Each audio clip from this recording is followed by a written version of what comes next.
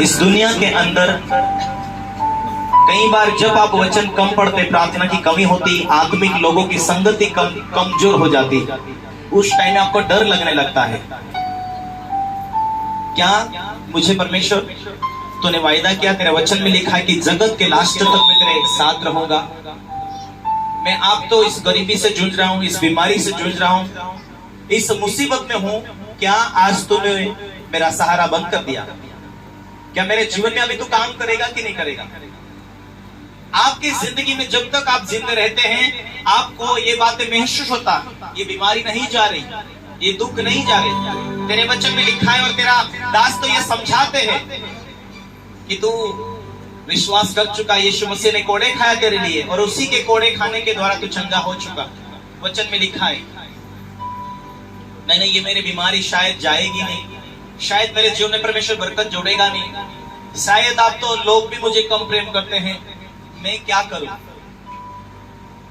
और बाइबल ये कहती है होशे की किताब 4:6 में कि मेरी प्रजा को, मेरे लोगों को मेरा ज्ञान न होने के कारण मेरी प्रजा नाश हो रही है। परमेश्वर ने मनुष्य को इस पृथ्वी के ऊपर राजा के रूप में बनाया। जो तू बोलेगा वो मैं करूंगा, जैसा तेरा विश्वास है वैसा तू बोलेगा वो मैं काम करूंगा।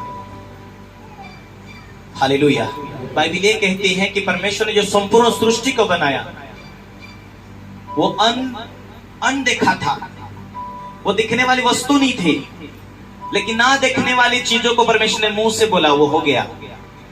आज आपको दिखता है, हम जीवित लोग दिखाई दे रहे, लेकिन मैं ऐसा शब्द बोलूं जो खाली हवा में बोल दूं और वह हो जाएगा क्या? बाइबल ये कहती तेरे विश्वास के अनुसार तू बोल, जो दिखने वाला नहीं है उसे तो बोल, ये ऐसा हो जाए, वो होना शुरू हो जाएगा, क्योंकि तू परमेश्वर में से निकला। तू उसकी दया, उसका प्रेम से तू दूर ही था, तो परमेश्वर ने अपने पुत्र को दिया, उसने लहू बहाया, तुझे वापस बुला, अब तू परमेश्वर के राज्य में आ चुका। और बाइबल ये कहती कि जितने ने भी विश्वास किया वो परमेश्वर के पुत्र और पुत्री होने का उन्हें हक दिया। यदि पुत्र और पुत्रियां है तो तुम्हें चंगाई लेने का भी हक है, तुम्हें स्वर्गीय आशीष लेने का हक है, स्वर्ग जाने का हक है, शैतानी शक्तियों को दूर करने का हक है। और जो रचनहार परमेश्वर की सामर्थ्य जो तुम में वास करती है, तुम्हारे अंदर जो वास करती है, उसी में तुम बोलते जाओ। जो आज आपको दिखाई नहीं दे रहा, जो आप आज आपके जीवन में कुछ भी नहीं है, लेकिन विश्वास से बोलो वैसा वो होने वाला है।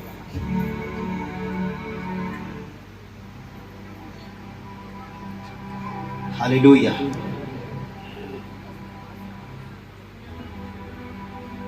हालेलुया।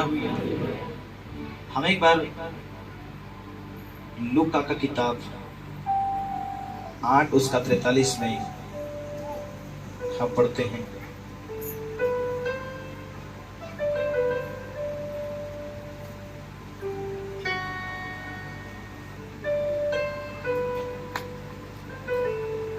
अंदर बनाकर रखना। आपने कई बार इस वचन को आपने पढ़ा है।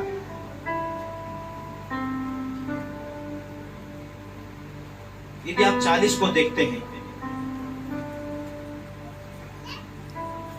40वें वचन को देखते हैं, 8 का 40 में क्या हुआ ये घटना हम देखते हैं। जब यीशु दुनिया में था, जब यीशु एक शहर से लौट रहा था, जब यीशु लौट रहा था, लोग उसे आनंद के साथ मिले, क्योंकि वे सब उसकी बाट जोह रहे थे। इतने में याईर नामक एक मनुष्य जो था, आराधनालय का मुखिया था, और आया, यीशु के पांव पर गिर के उससे विनती करने लगा कि मेरे घर चल, क्योंकि उसकी 12 वर्ष की एकलौती बेटी थी, वो मरने पर थी। इसके विश्वास को देखिए। यीशु मसीह एक शहर से लौट रहे थे, जा रहे थे, और यीशु आते आते लोगों से मिले, और यीशु को एक व्यक्ति मिला, याईर नामक उस व्यक्ति का नाम था, और वो उस टाइम में लोगों के बीच आराधना करता था, लोगों के बीच अगुआ था। वो परमेश्वर को जानता था, लेकिन यीशु इतने बड़े बड़े काम करने वाला व्यक्ति, यीशु पीछे बाद में से आया। ये आराधना का मुख्य, ये विश्वासी लोगों के बीच में मुखिया है और इसकी एक ही बेटी है और वो बेटी बीमार होकर मर गई थी। वो बीमार होकर मर चुकी थी। उसके लास्ट स्टेज में वो व्यक्ति यीशु मसीह के पास में दौड़ कर जाता है, हे गुरु, मेरी 12 साल की एकलौती बेटी है और वो मरने पर है, तू चल मेरी बेटी के ऊपर हाथ रख, तू प्रार्थना कर, क्योंकि मेरे विश्वास से तेरा विश्वास बड़ा है और मैं जानता हूं कि तो परमेश्वर की ओर से आया हूं, तो परमेश्वर का पुत्र है। हालेलुया। तो परमेश्वर का पुत्र होने के नाते यीशु मसीह ने उससे कहा, वो तुरंत ये बातें कही रहा था, यीशु मसीह को अपनी समस्या बता रहा था कि मेरी बेटी मरने पर है। कितने लोग सुन रहे? हालेलुया। आज आप सुनेंगे, ध्यान से सुनना है।